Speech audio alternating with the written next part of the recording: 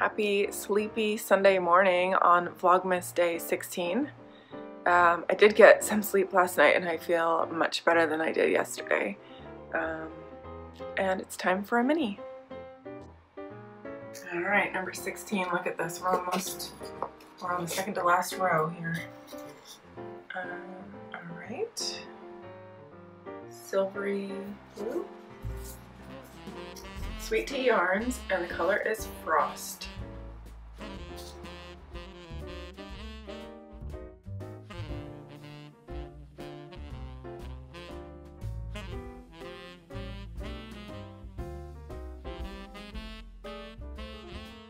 I'm done with my meal prep, except for a couple things that are still cooking. So let me see if I can tell you what all these go to. This right here is some turkey breast tenders marinating in an orange basil brine. And that's going to be served with the butternut squash and Brussels sprouts. So that'll be roasted. What else do I have in front of me here?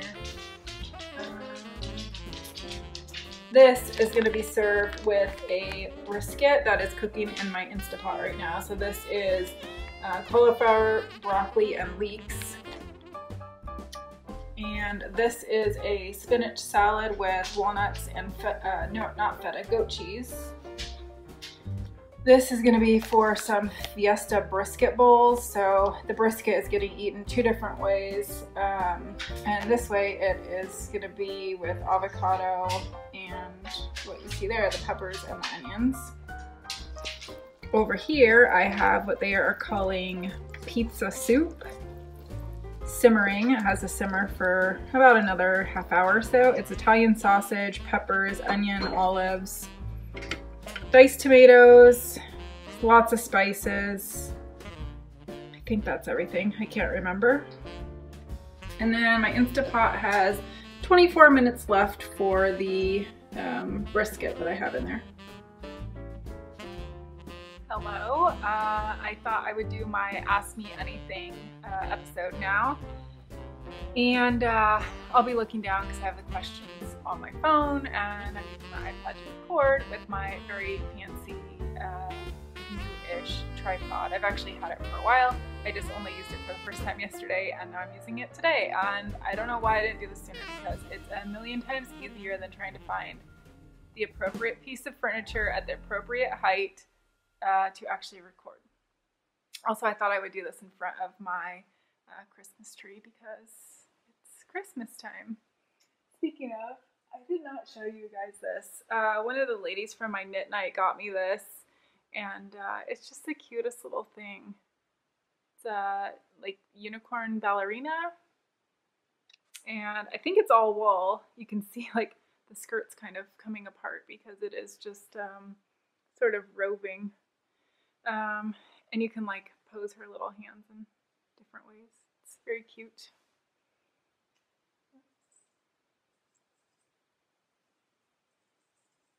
I can only put non-breakable ornaments on the tree because Cody and I might as well just include the Chihuahuas. They run into this thing all the time. All right, on to questions. My first question is from Martha Jo Meyer on Instagram, and she asked, what made you want to learn how to knit? So I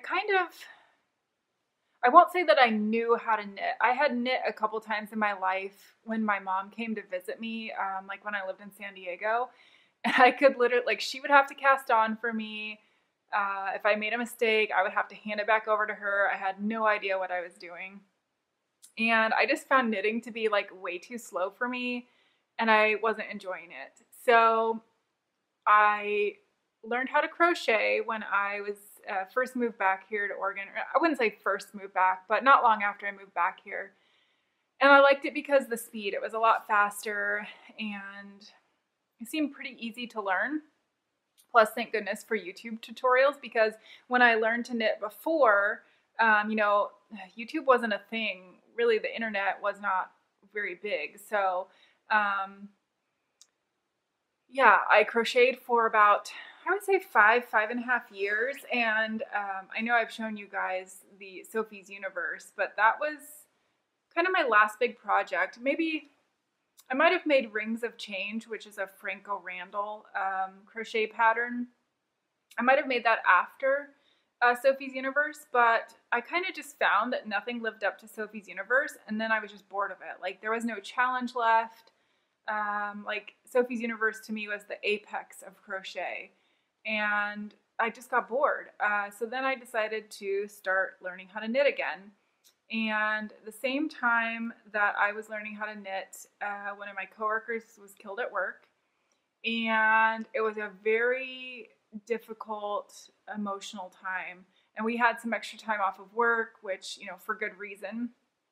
And so I found myself with extra time, and I literally would be here knitting away, just bawling. And there's something so therapeutic about knitting. Like, I can't even explain it. It's almost like you knit your tears into it. It doesn't really make sense, but I think the connection of having really learned to knit at that same time, kind of like, I don't know, it just made it stick for me. So from there, you know, really my reason of like starting to learn how to knit again, because I really wanted to make socks. I have no idea why, but that was my goal. And so not long into, you know, my relearning of knitting, which before was literally just, I knew how to do the knit stitch. That was it. So I learned how to do socks, and it's been 3 years in February that I've, you know, learned how to knit. So I think I'm doing pretty good for that much time of experience. So it's just something I really enjoy, and I don't see getting bored with it. I hope I don't, because I don't know what else I would go to after that. Hey, it's Rebecca asked on Instagram, what's your favorite thing you've ever knit? I'd say that's hard. Whatever I'm using, like I would say my favorite things are socks, because they're very practical and easy to wear. And you know, for me, my socks are always hidden, so they don't have to match. Like, you get to use crazy yarn. But then you have the other spectrum. Like, I love knitting the Texture Time because I learned a ton. It was really kind of wild and crazy. So I kind of just love everything. I don't love knitting hats, but I love, you know, wearing hats. I'm wearing my Harlow hat today because it's kind of chilly and rainy and gross. So I don't know. Anything for me. That's my favorite thing to knit. I know I'm selfish. It is what it is. I'm going to screw up this name, but I'm going to try. Dilianatelli? Dilianatalie. She asks on Instagram, what type of work do you do? Only answer this if you want to. And then part of her response got cut off. And so she says, also, you may have, I think she's going to say, already answered this. I'm not sure, but I'll answer it again. I don't really talk about it just because it has nothing to do with my knitting. So plus it's just very kind of controversial, I guess. So I'm a police officer. I started out where I work in dispatch over 10 years ago now. And I dispatched for about 5.5 years. And I mean, ever since I was like 5 years old, or as young as I can remember, I wanted to be a police officer. Of course, I had no idea what that really meant. That's what I wanted to do. They helped people, and they were nice, and you know, that's what I wanted.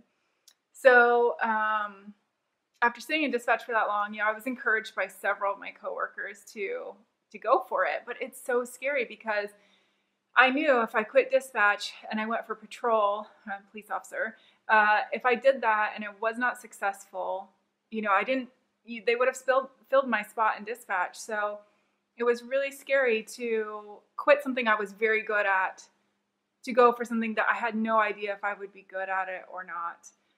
Turns out I am pretty good at it. But then there's just the whole political stigma of everything, and it really stinks, because anyone who knows me, I definitely don't fit, you know, the stereotype that you see on TV. But then again, I can tell you my coworkers don't either. So it just sucks that, as in any profession, there's always a couple of bad eggs, how they just kind of influence the whole situation, and the media is just the worst at portraying, you know, police in a bad light, and it really sucks, because truly we're there to help.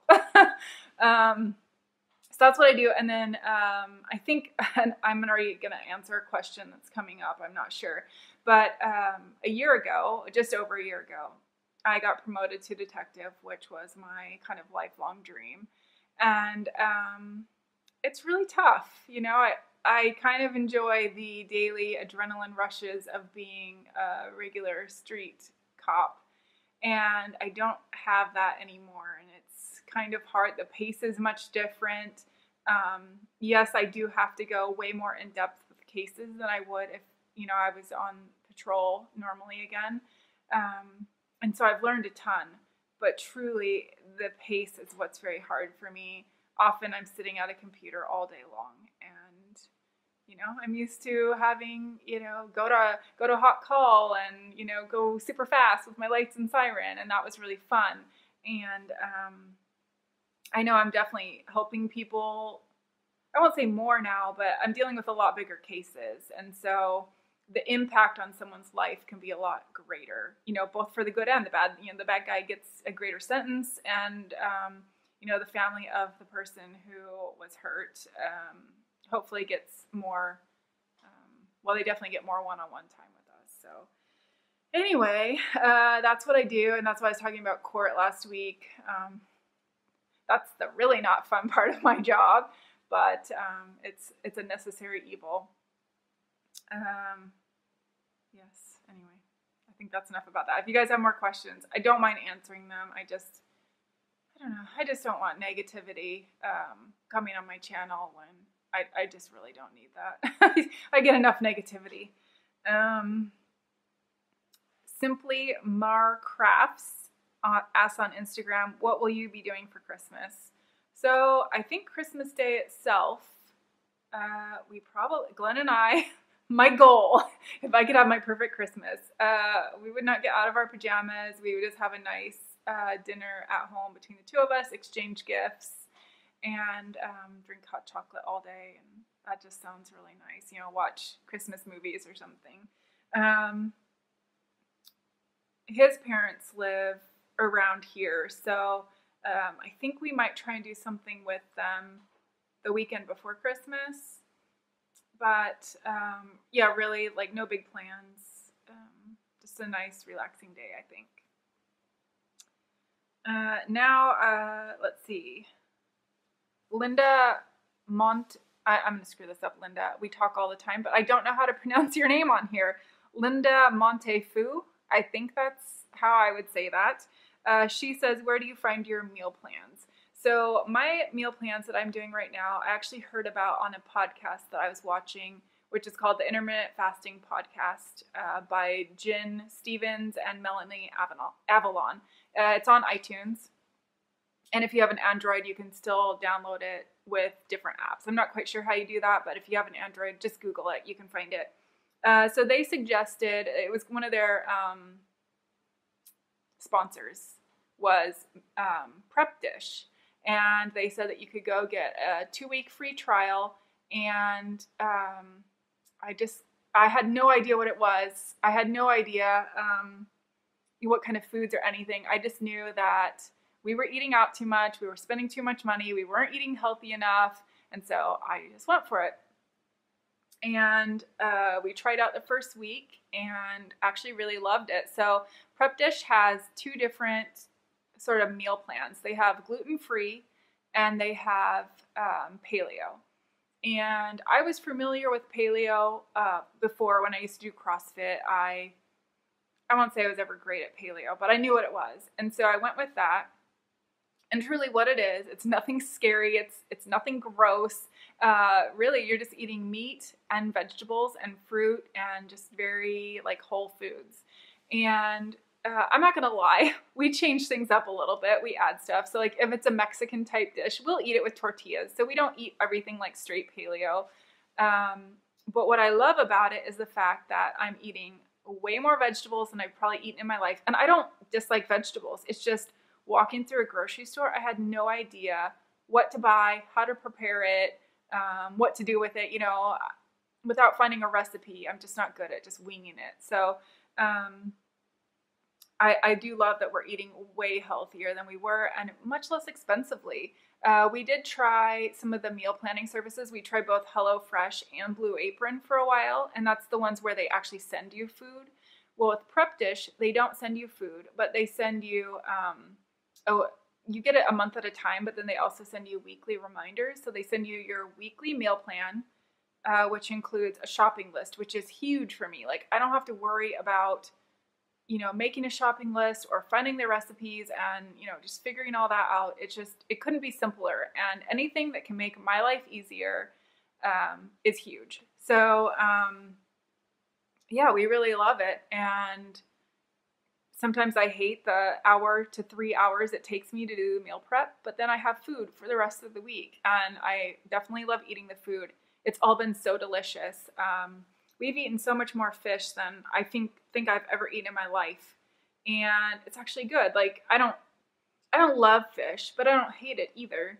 And this just gives me so many more options. And of course, if you didn't like something, you could always substitute it, from another meal plan or something. So I really couldn't recommend it enough. I ended up buying the entire year plan, and sneaky me, my plan is to go ahead and save all those meal plans for the year, and then next year I will cancel it and I will just reuse those.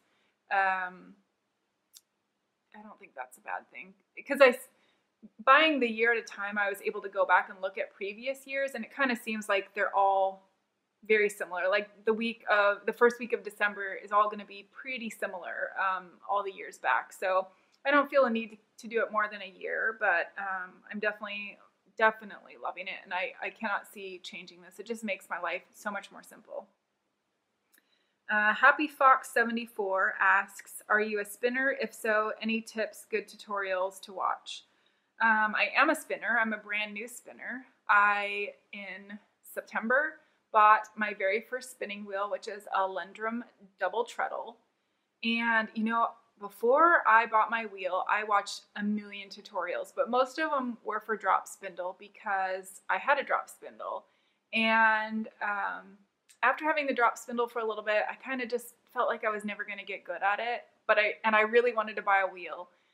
But that's a huge investment to make. If you don't know, like, if it turned out like the drop spindle and I just sucked at it and whatever, didn't want to keep doing it, it's just too much money. So I went and took an 8-hour class at OFFF, which is Oregon Flock and Fiber, Oregon Flock and Fiber Festival. And it was a great class. I learned a lot. I did not love the wheel that I used for the class, but I was able to, find out what it was like to spin on a wheel. And that same day I went out and bought my Lendrum, and truly the class, I think, did more for me than anything, but there are some really good tutorials. Unfortunately, I watched so many that I cannot tell you which ones were most useful, but I will say, starting out, the biggest thing is learning how to draft your fiber. So go watch a tutorial on drafting fiber, and that's huge. And that's learning, the staple length of your fiber and pre-drafting and all that good stuff. So that's a good place to start. Martha Jo Meyer asks, what's your favorite thing to knit? That's a hard one. At this very moment, it is my northeasterly blanket, but I do love knitting socks. Less lately. I'm kind of liking garments. I'm liking shawls, which is weird because I almost never wear them. I don't know. I don't have a favorite. I just like to knit. I just want the needles in my hands. But I will say, that being said, I like knitting at a finer gauge. So I prefer fingering weight yarn and smaller needles. It's just what feels comfortable to my hands. But I have really tiny hands. Like, I remember finding a tracing I did of my hand in 6th grade, and my hands are still the same size. So I literally, for a 5'10" woman, have child hands. And so the big needles are just super hard for me. The Lonely Knitter asks, who are some of your favorite podcasters to watch, knitting or otherwise? Okay, so this is a long one. I did make a bit of a list, but I'm going to put a little caveat. I'm sure I've forgotten someone. I feel terrible already, but I did try to make a list because I knew I was going to forget some of the really essential ones just because I watch a ton of podcasts. I love watching them. I usually watch them at 2 times the speed because there's so many I want to watch that I don't want to miss out. I'm super behind right now with Vlogmas. Anyway, so just to name a few, let's see, how many do I have? I was going to say my top 10, but I think I have 13 on the list. So, oh well. I love Jacqueline from Brooklyn Knit Folk. She's just really fun. And it's interesting to me, someone who lives on the West Coast, to see what it's like in New York City. And she's really good about showing that. Of course, Mina from the Knitting Expat. She's the very first podcast I ever started watching. And she's how I learned to flick my yarn instead of, bring it over the needle and let go each time. I do mine slightly different than hers, but it's her tutorial that I watched numerous times in order to learn that. I also watched her tutorial for steeking. So I learned a lot from her. She's kind of like me, although she's way better, in that she's not scared to try anything. And I truly love that because knitting shouldn't be scary. Laura from Tiny Human Knits. I just think that she knits some really cool sweaters and things. And I love her yarn, and her podcast is great. Tommy of Squirrel Pie Productions. I just love her, and currently she just had her daughter Lucy, so that's really fun to watch too. Of course, Lily from Nordic Stitches, one of my favorites, just because I know her better than I think I know any other podcaster, so it's really, really cool to see little snippets of her life, and we can chat about it later. Andy of 10,000 Stitches. I just think it's really been interesting to watch her first, like, I think when I first started watching her, she did a year of different, like, sock categories she had in Knit Along. Last year it was kind of more color-based, and it's interesting to see she incorporates some of her job stuff too, which is, I'm not quite sure, like a science professor, a lab technician kind of thing. It seems very interesting to me. And then there's Michelle and Leslie of the Naughty Knitwits, and I first found them and realized that they were from Portland, which is about an hour and a half, 2 hours away from me. So I just thought that was really cool to find someone close to me who also podcasted, and they're really fun to watch. 2-hour podcasts are a bit much for me, but 2 times the speed, it cuts it down to an hour, I guess. Leslie of Not Quite Enough Yarn. She cracks me up. I love her to pieces. I saw her first podcast, I think, right after it came out, and I remember recommending it because she is hilarious. You need to go watch her. Just so funny. Carolyn of Knitting Vicariously. We all know that one.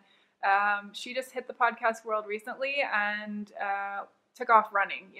I still don't even have 600 subscribers, and she probably has 6,000 now. It's just insane. So she's really fun to watch. Anyway, I was going to say something, but I'll leave it at that. She's fun to watch. I'm totally going to blank on the first name of this one because it's very new. But Skinanigans, who is the creator of the Northeasterly Blanket, she just started a podcast and is doing Vlogmas as well, and that's pretty fun to watch.